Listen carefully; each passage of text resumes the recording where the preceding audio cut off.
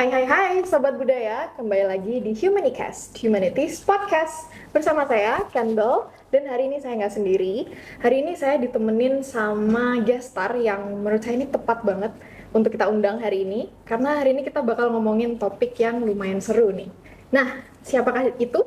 Kita welcome Bu Nunu Endah Sri Mulyani, SSMA PhD. Konnichiwa, minasan. Selamat Oke, siang. selamat siang Sensei. Bagaimana kabarnya hari ini? Alhamdulillah baik. Alhamdulillah. Jadi beliau ini merupakan Ketua Departemen Bahasa dan Sastra Jepang FIB Unair dan juga seorang pakar pada kajian gender dalam budaya Jepang. Gitu. Oke, jadi sobat-sobat budaya yang ada di rumah dan juga Kendall sendiri juga excited banget untuk hari ini karena kita bakal bahas tentang gender, kita bakal bahas tentang budaya Jepang itu sendiri. Oke, jadi sebelum kita dive deeper, Kendall penasaran nih, kira-kira apa sih yang membuat Sensei itu termotivasi atau tertarik untuk mempelajari atau mendalami tentang kajian ini? Oke, jadi waktu S1 saya ke perpustakaan menemukan sebuah buku, judulnya Women's World ya. Tapi S-nya itu digabung, jadi bisa dibaca Women's World, bisa Women's World. What Japanese Words Say About Women, karangan Kittredge Cherry. Di situ isinya menarik tentang book chapter tentang segala sesuatu tentang perempuan Jepang. Salah satunya misogyni dalam kanji Jepang. Misalnya kalau kanji perempuan seperti ini ya, onaheng itu ona satu tuh artinya perempuan, tapi kalau dia digabung tiga menjadi kasimashi, berisik begitu. Terus misalnya ukamuri plus ona begitu kan, atap plus perempuan menjadi murah begitu.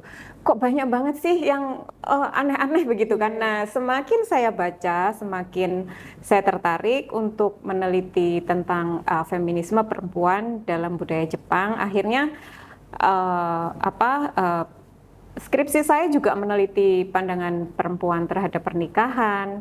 Kemudian S2, S3 saya juga berhubungan dengan diskursus feminisme dan juga kajian perempuan begitu. Oke, nah setelah menulis atau melakukan beberapa research tentang kajian ini, apa yang atau penelitian mana yang paling mempunyai dampak pada kehidupan di era sekarang ini?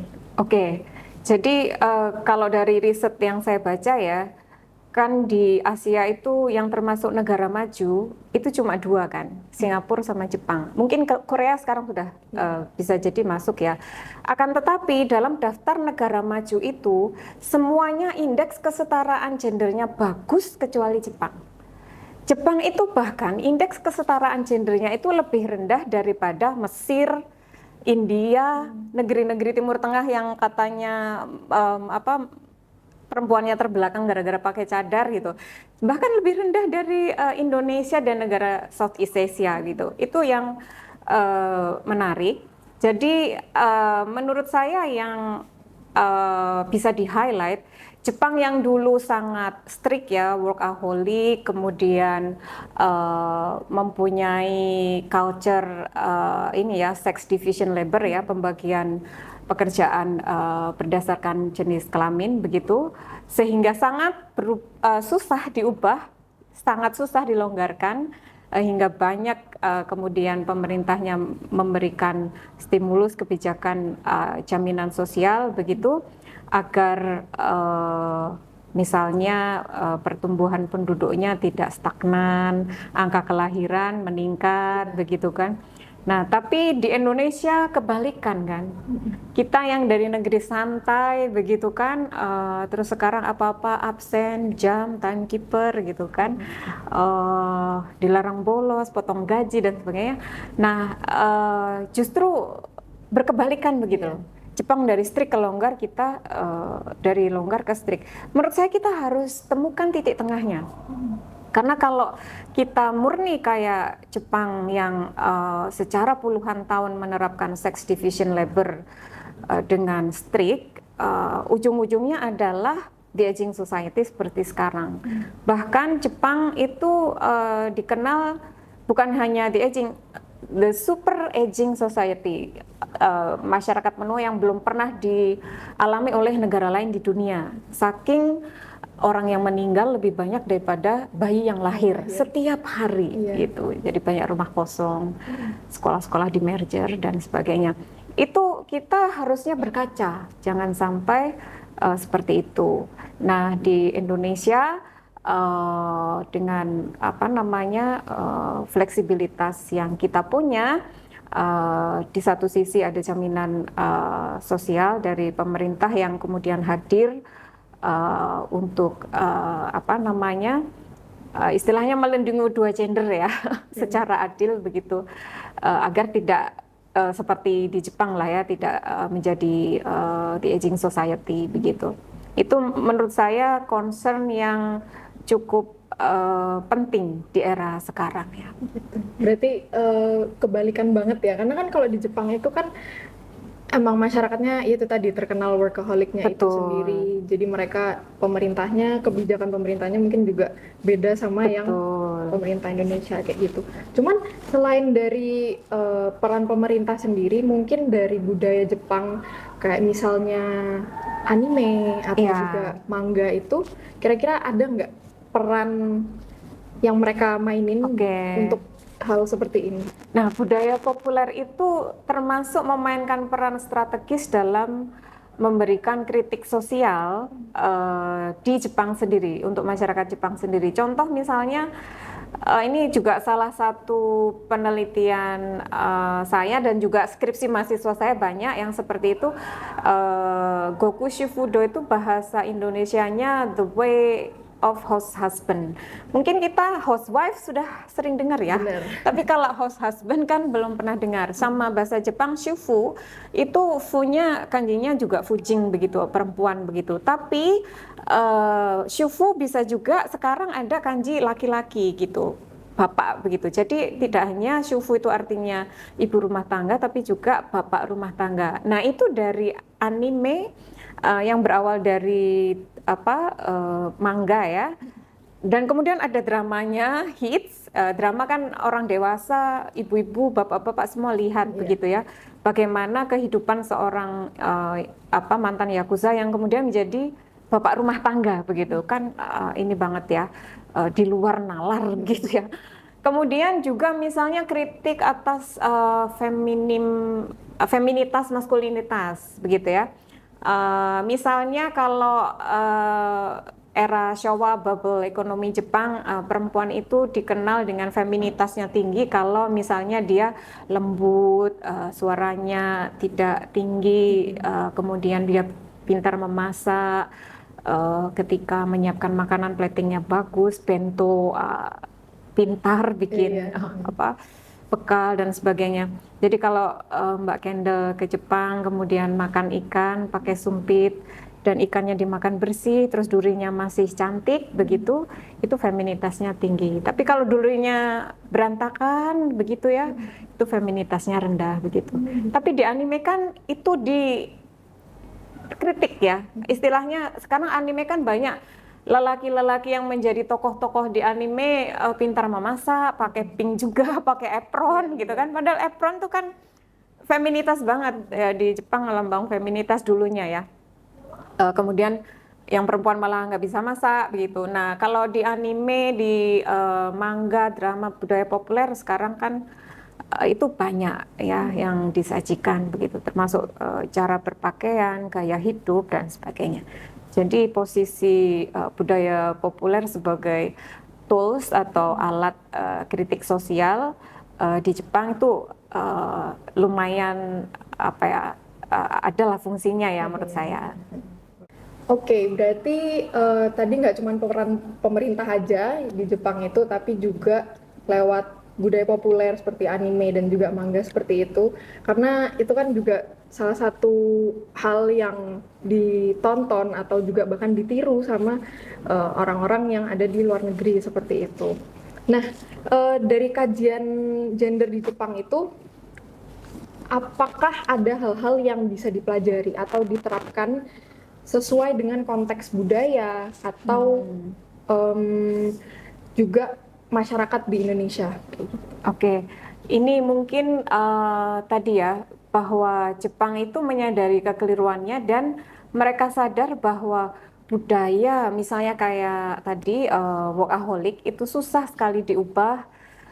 Mereka tahu itu tidak puluhan tahun bisa berubah gitu. Akhirnya butuh stimulus banyak hal, baik dari dalam, luar, dari pemerintah ataupun masyarakat sendiri. Nah, menurut saya keinginan untuk berubah itu ya, misalnya mereka menyadari fatherless, kemudian ada program-program agar menghadirkan sosok ayah di sebuah keluarga. Nah, itu yang mungkin menurut saya Indonesia tuh sebenarnya pemerintahnya juga mesti hadir ya, untuk itu tadilah.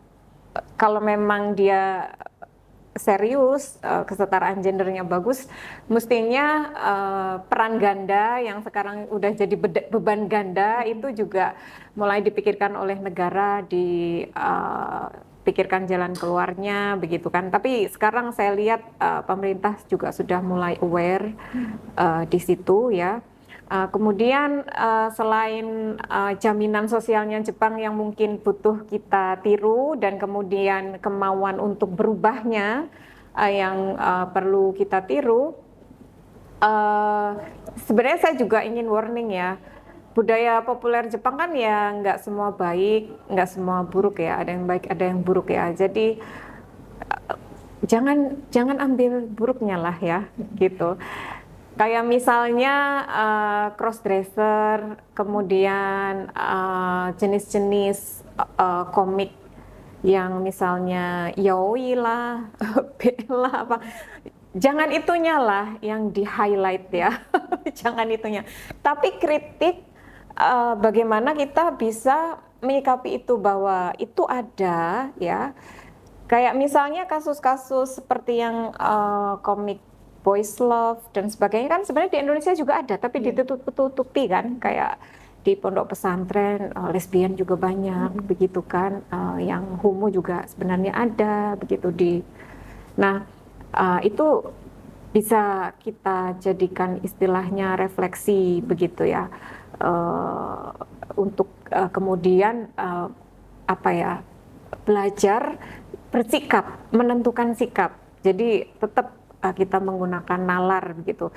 Saya ketika mengajar kajian gender dan perempuan Jepang itu pernah tidak sadar mimpi begini, apakah saya sedang menelanjangi perempuan sendiri dengan mengajarkan mata kuliah ini begitu kan.